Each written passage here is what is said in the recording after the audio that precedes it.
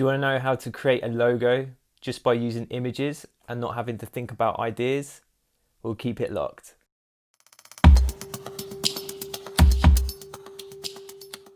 Hey guys, it's Philly here and welcome back to another video.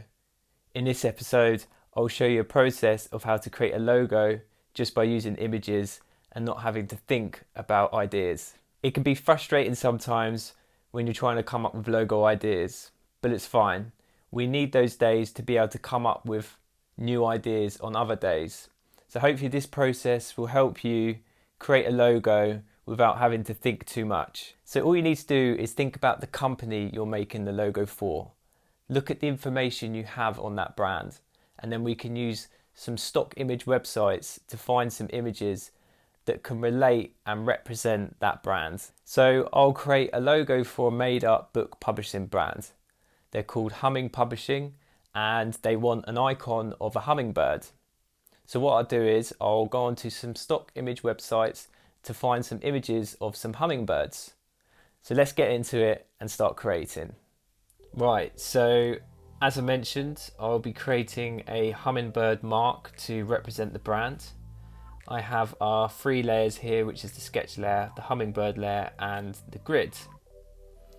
So I'm going to use the head for the mark. So I'm going to drop the opacity on the image quickly, and then I'm going to match that head up within the grid that I have. So if you see the 4 squares of where the head is, I'm just going to try and get that as close as possible, as this will help with the overall form and structure of the mark. So what I'm trying to do is by looking at the image, I'm trying to identify where I can use geometric shapes and just making sure it works within that grid, as it will help with the overall build when I digitalize it on the computer. So what I'm going to do is I'm going to speed things up, so let's get into it.